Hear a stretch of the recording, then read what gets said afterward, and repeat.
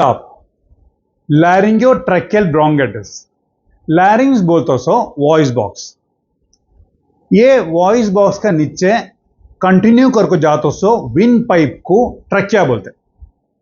ये wind pipe दो होकर डिवाइड होगा, उसे ब्रोंकस बोलते हैं। वो डिवाइड होकर एक ओवर साइड का लंग्स में एंटर होता है।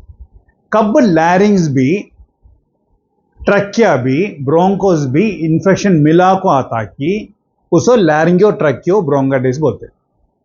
तो ये स्ट्रक्चर को डिटेल को बोले तो तुम्हें समझ में आएगा। उसके बाद मैं बाकी का क्या क्या कैसा कैसा मैनेज करना को बोल के देता हूं। अब लेफ्ट में पिक्चर देखो, ये पिक्चर देखो, ये लैरिंग्स, ये ट्रैकिया, ये ब्रोंकस, इसका बाद लंग्स आता है। तो ये पिक्चर का ये फुल सिस्टम का स्पेशलिटी क्या कहता हो, फुल एक्सपैंड होगा ये जगह छोड़ को, ठीक है। तो ये कंप्लीट रिंग है सो जगह है, एक्सपैंड होने का जगह नहीं। इसे ये कार्टिलेज को क्राइकॉइड कार्टिलेज बोलते हैं। तब लैरिंग्स भी ट्रैकिया भी ब्रोंकस भी इन्वॉल्व हुआ तो सबसे ज्यादा असर आता तो ये रिंग एक्सपैंड होता नहीं सो जगह, सबग्लॉटिक एरिया, उससे लैरिंगोट्रैकियल ब्रोंकाइटिस बोलता सो। तब ये आपको नॉर्मल बच्चों का पिक्चर भी, ये आपको ये बीमारी आए सो तो सूजन क्या भी नहीं सोचा, हवा नॉर्मल जाता, ये लाल होकर बताए हो सो सूजन रहने से वो आपको हवा नॉर्मल जाता नहीं, वो सबसे ज्यादा उसका असर यहाँ है सो। अब ये सबसे ज्यादा 5 साल 7 साल का उम्र कम है सो बच्चा में आता सो, वो एक वायरल इन्फेक्शन, बैक्टीरियल इन्फेक्शन नहीं, इसको से मैं एंटीबायोटिक नहीं देते, दूसरा तरीका से मैनेज करना सो। ये वायरस में पैरा इन्फ्लुएंजा वायरस सबसे कॉमन।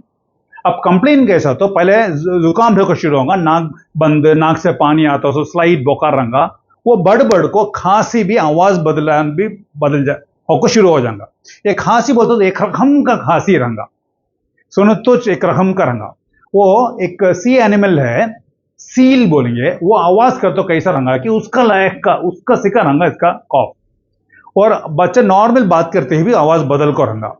ऐसा छोड़ डाल तो वो बढ़ को सांस लेने का तकलीफ भी हो जाएगा।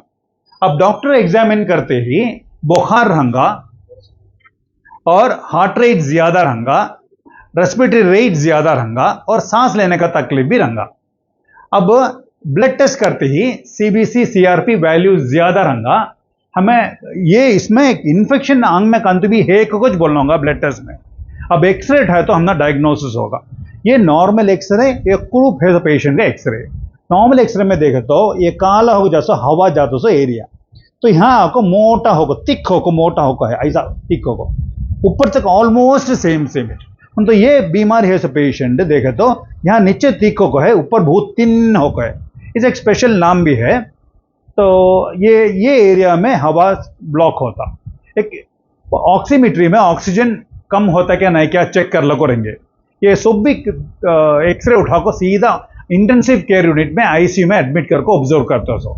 अब एक फ्लेक्सिबल एंडोस्कोपी करेंगे, वो बीमारी डायग्नोस करने वास्ते नहीं, ऐसा दूसरा बीमारी ऐसा रंगा तो वो है क्या करको देखने भी हो सकता, तो ये देखना, ये सबग्लॉटिक एरिया तक ये फ्लेक्सिबल एंडोस्कोपी जाएगा नहीं, ऊपर से दिसिया तो अच्छा, वैसा नहीं तो दूसरा इंपॉर्टेंट फाइंडिंग्स भी है। अब इसमें देखते ही नाक का पीछे ऑलरेडी पहुंच गए, नाक का पीछे से नीचे जाको हमें ये दिखता है, यहाँ से लालागी शुरू होता, जरा सूजन भी है, फुल इन्फेक्शन वहां से नीचे तक है। तो ये बच्चा को देखे तो हमें जरा दिसेगा, तो ये एच वोकल कॉर्ड के नीचे सूजन है सो दिसेगा। अब ज्यादा फोर्स करेंगे नहीं, तो पहले बोल सका इंटेंसिव केयर यूनिट में ऑब्जर्व करके ट्रीटमेंट स्टार्ट करेंगे। वो ट्रीटमेंट शुरुआत में ऑक्सीजन शुरू कर डालेंगे। अब हॉस्पिटल में हीलियोक्स देने का फैसिलिटी है, तो सिवियर सांस लेने में तो सिवियर है तो वो हीलियोक्स देंगे, वो इसने तो बहुत भी ऑक्सीजन बस आ जाएगा, उसका फ्लो रेट ज्यादा रहेगा।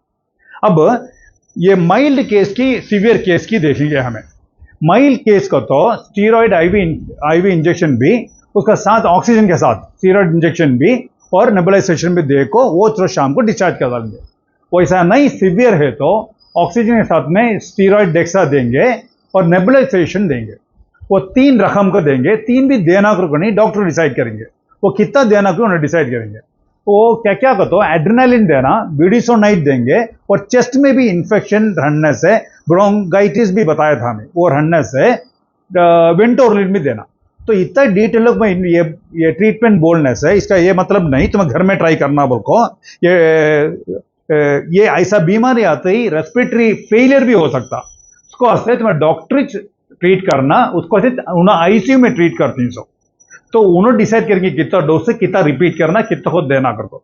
Mild case same day discharge कर जाए, सीवियर केस को 2-3 रोज रहना, 1 रोज आईसीयू में, second day 3rd day ward में, उसके बाद 3rd डे डिस्चार्ज करेंगे।